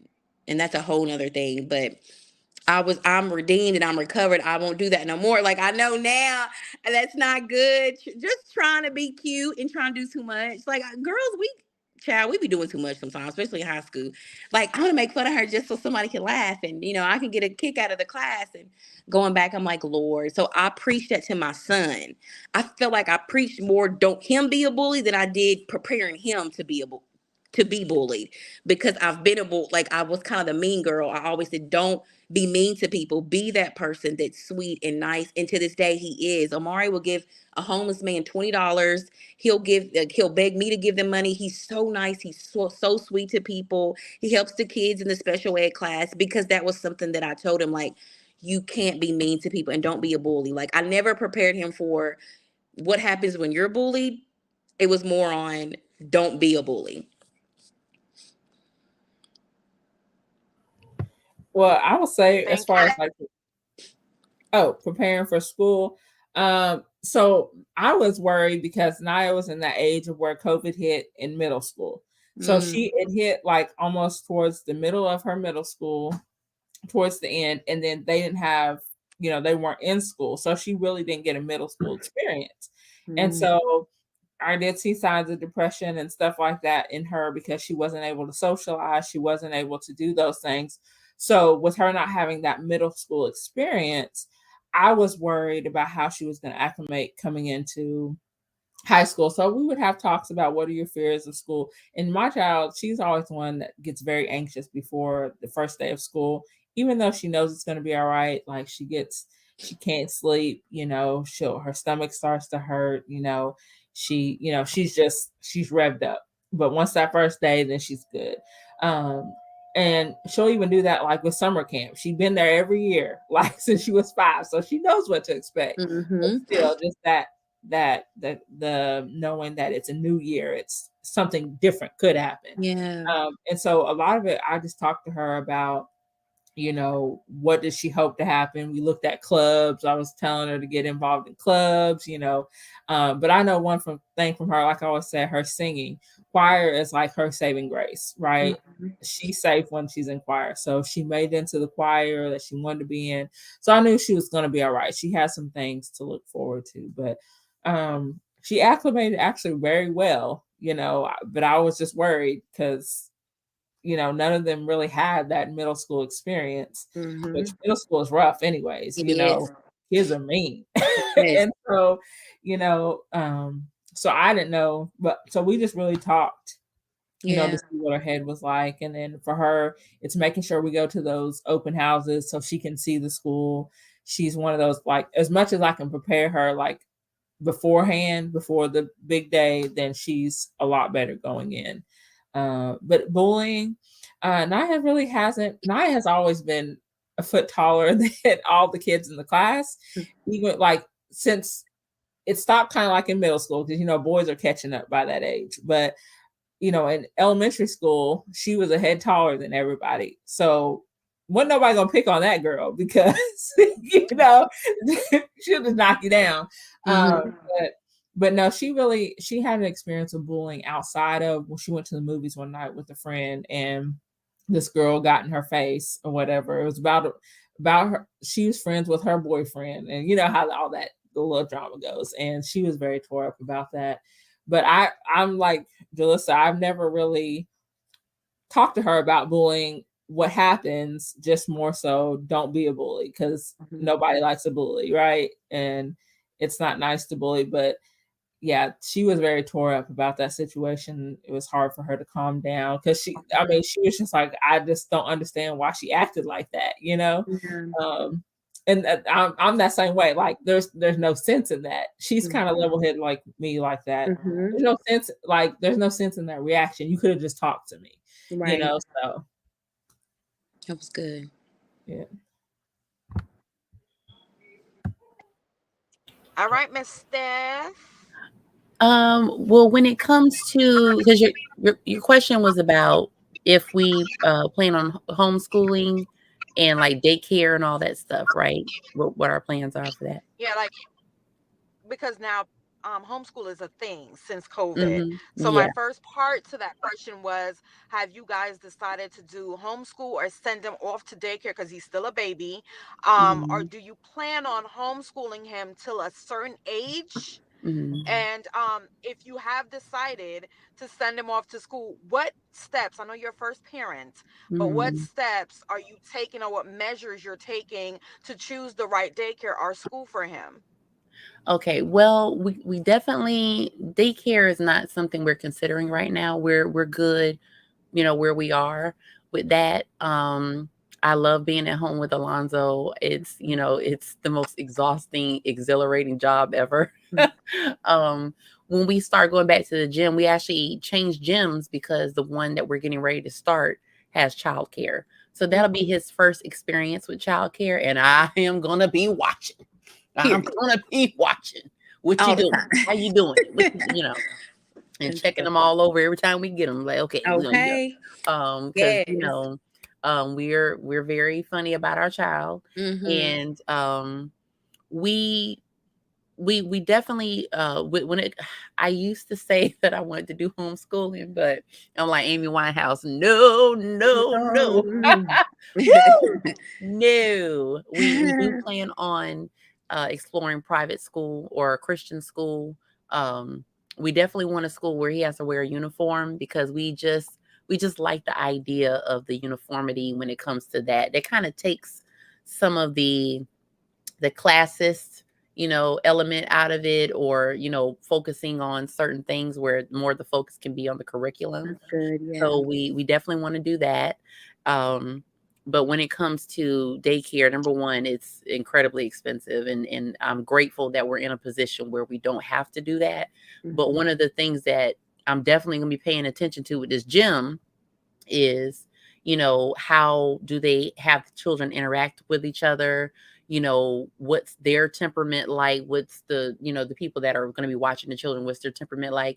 And, we have a pandemic baby, and we want to make sure that he does not suffer socially because of everything that's going on. Because I noticed when we took him, we had him evaluated for some increased muscle mass that he had. It made him a little stiff. We took him to the physical therapy place to have an evaluation done, and there was a older child, like maybe like 10 or 11 years old.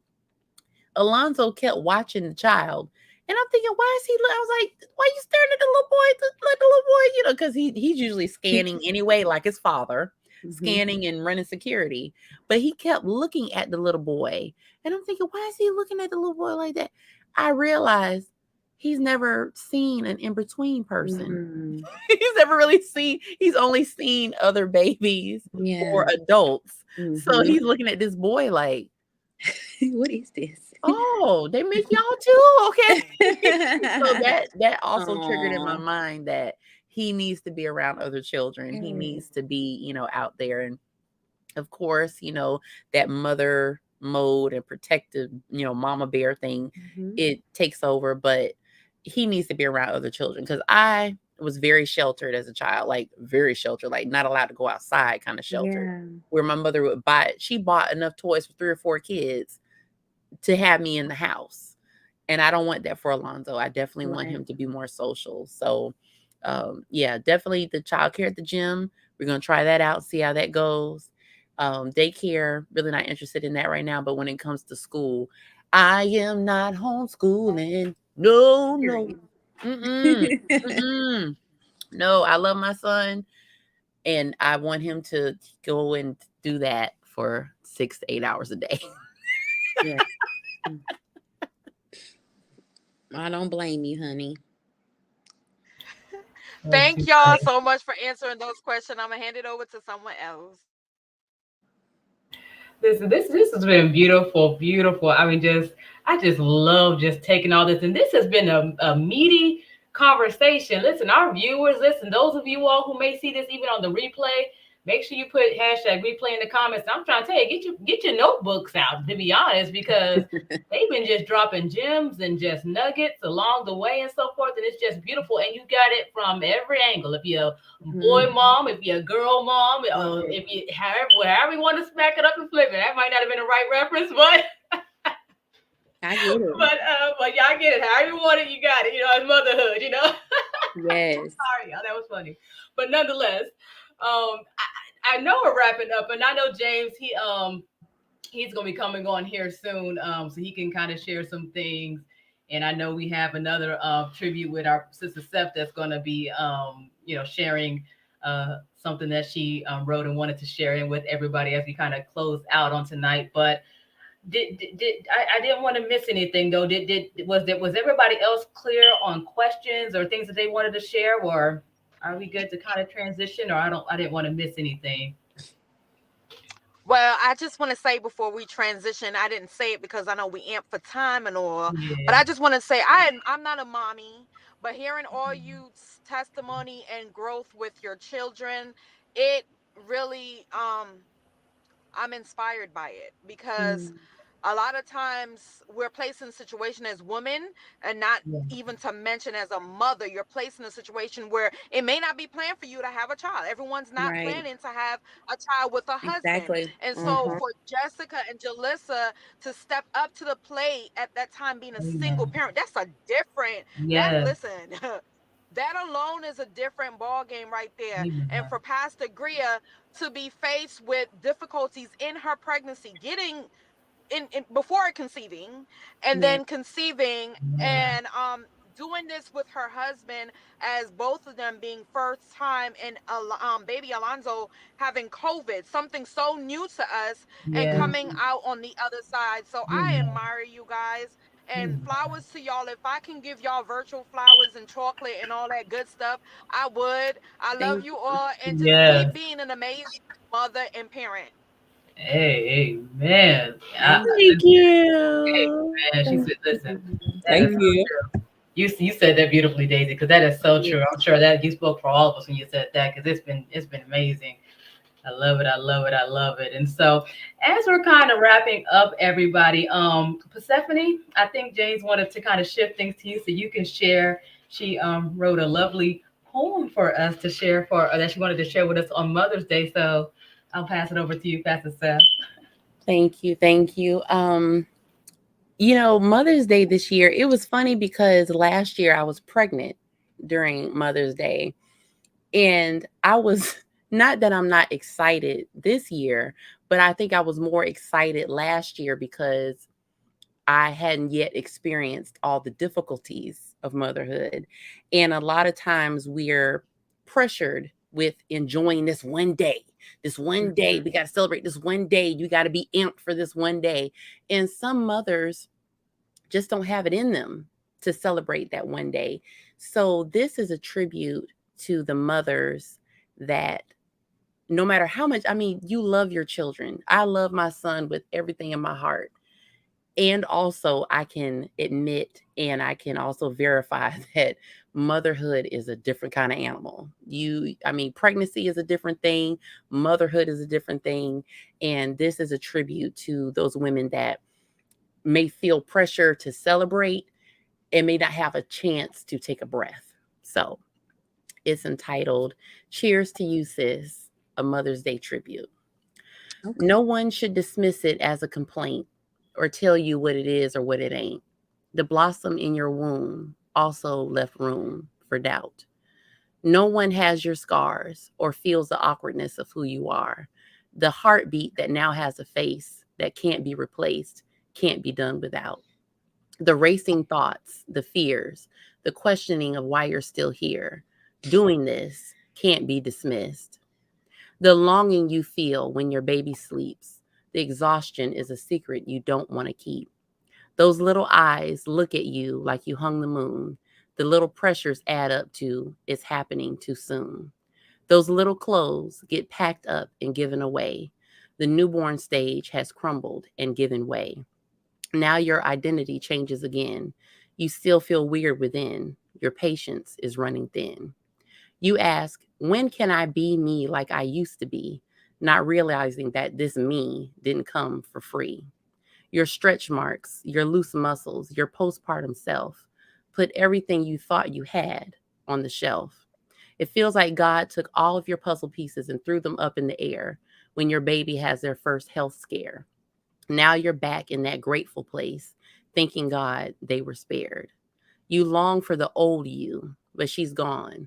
Wanting her back is normal and isn't at all wrong. You can love your babies and still say, this doesn't feel like Mother's Day. Your day might be tomorrow or 3 weeks from now.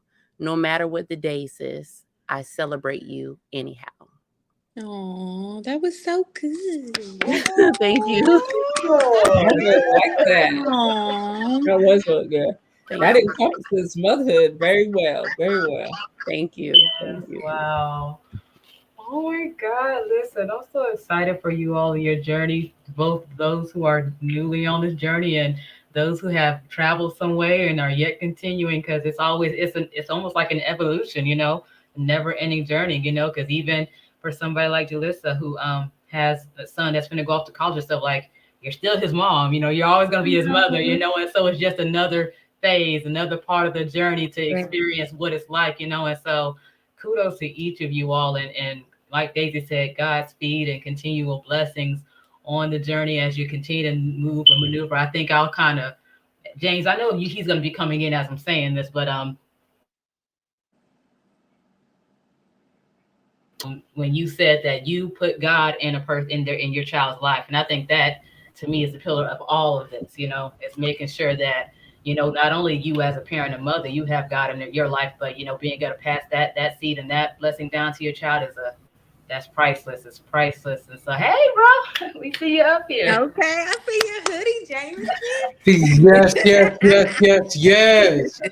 So Yeah. this has been an amazing episode. I have Thanks. loved every minute. Can y'all hear me? Yes. Yes. Yeah, do you So mind if I say mine real quick? yeah. Go on ahead. Go on ahead. I'm sorry. Because normally I would be like, the time, but I do want to, do this real quick. It's a tribute to those who have lost their mothers and those who mother is no longer here on earth. Like my mom passed away in 2020. I never saw your wings. How is it that I never saw your wings? When you closed your eyes and soared to the heavens, I could hear the faint flutter of your wings as you left. Your body no longer on this side, your spirit eternally.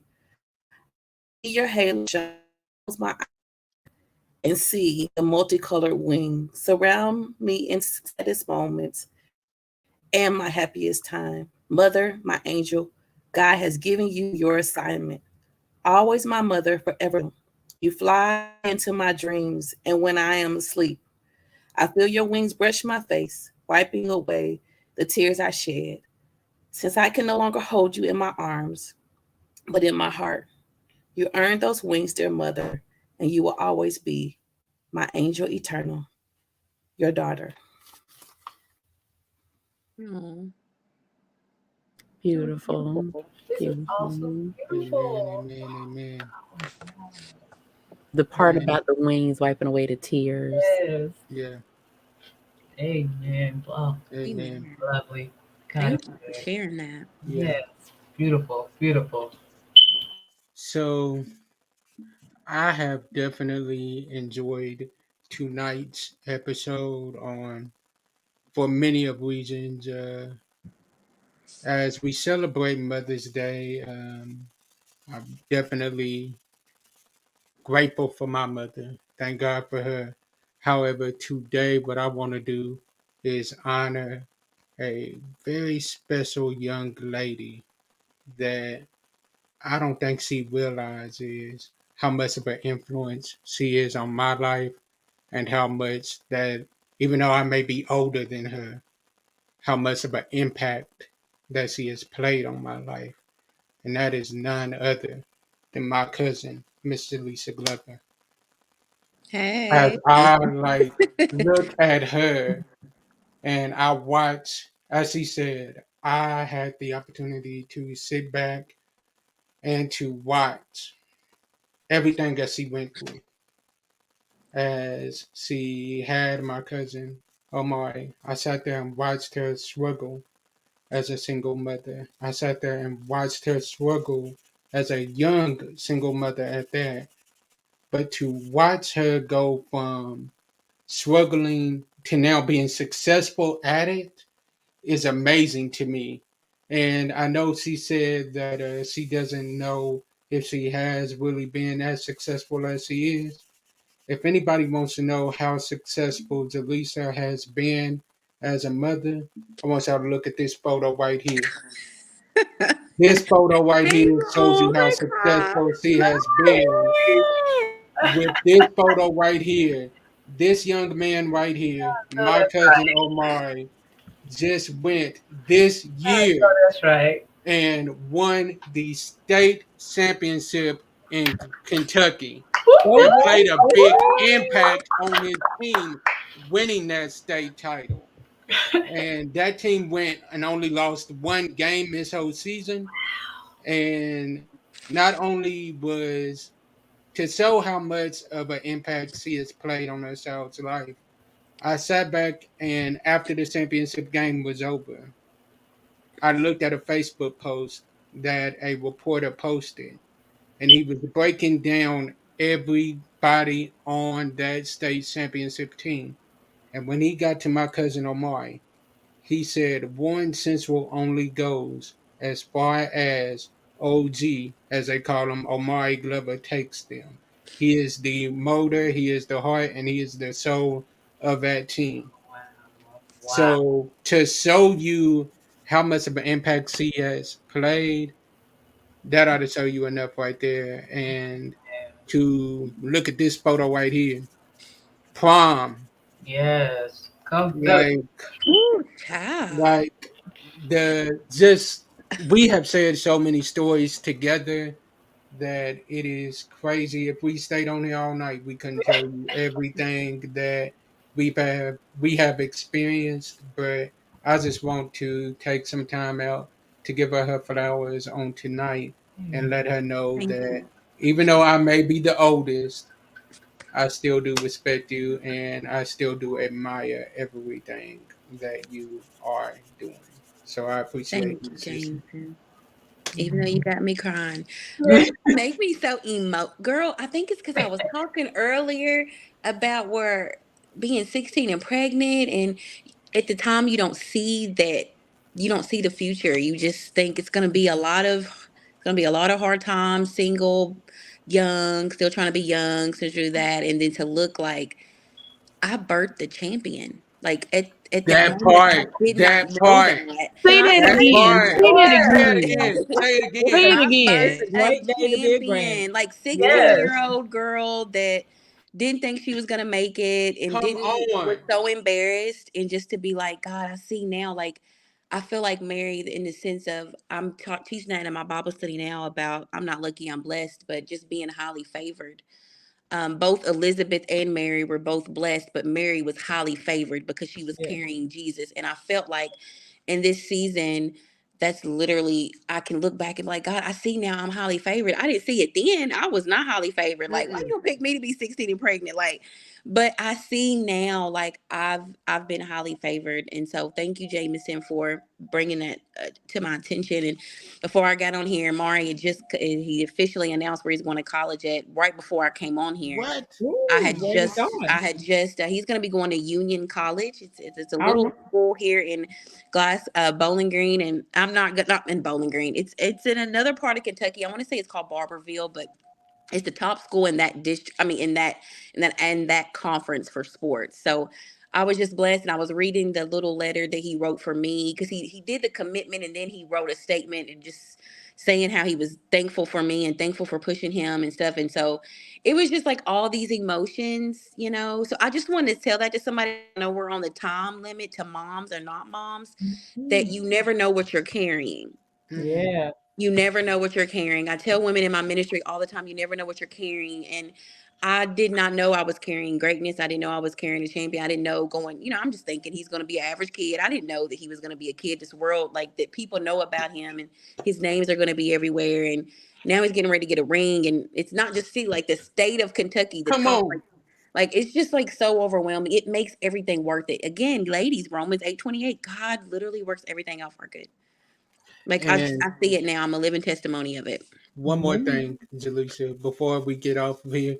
Not only is he a state champion in basketball, but he's fourth region player of the year in For football. football, yeah. Amen. He was. Come He on. was. Like, He was Yeah. highly favored. Thank you, God, for being highly favored. There was Yeah. a lady whose son, and I was texting this in my Bible study, and I promise I didn't get done, but highly favored, right? Because this lady both of her sons were in the Super Bowl. How highly favored is come that? on. Both of her children were in the Super Bowl, and I seen her. One of them played for the opposite team that won, and one of them did. But even though one of the sons lost, she was still in a win-win because she's got two kids that's in the NFL. And at the time, she didn't know she was going to birth greatness, so she birthed two things. Like, you just never know what you're carrying. That's why as mothers we cannot drop the ball on that, because we might just think we got an average kid. The whole time our kid is getting ready to be the one that changes the world or brings people to close to God. Like, you just never know. I never thought that all of this would come out of being 16 and pregnant and being shameful and being embarrassed. And I just never would have thought that in a million years. But I know God is real, and I'm so glad that he chose me and blessed me to be highly favored in this situation. So never take your kids for granted. Don't be like, if they're saying, I want to be the best basketball player in the world, don't be like, girl, bye, or boy, sit down. Like, you never know who you birth. So push them and listen to what they're saying, because you could very well be carrying something that's getting ready to be a game changer. Come on. My God. So, as we close out tonight, we thank y'all for tuning in. We appreciate you all. We did not go live on the Web JC3 Ministry YouTube channel tonight. We're revamping some things on that to help with the algorithms for YouTube. You can catch the show over on the Web JC3 Ministry YouTube channel on tomorrow at 7 o'clock p.m. Central Standard Time. We will be dropping this. 6 o'clock p.m. Central Standard Time. We will be dropping it on YouTube. And also the podcast will drop tomorrow at 10 a.m. on every major podcast station. So we appreciate y'all and love y'all. And we will see y'all next Saturday. I know y'all used to us coming on every other Saturday, but like I said, we revamping some things this season. So come back with us next Saturday, and we got another great show planned for you. Yes, kudos to all of you ladies. Keep letting God use you. Thank you so much for having me. Thank you, It'll be sis. an honor Love telling your y'all. story. Yes. Thank you for joining us. Yes, thank you for coming. Beautiful. And it's a great day to be a Really encouraging dragon. testimony. Yeah. Yeah. Woo, woo, woo, woo, woo, woo. Go See y'all Dragons. next week. See ya.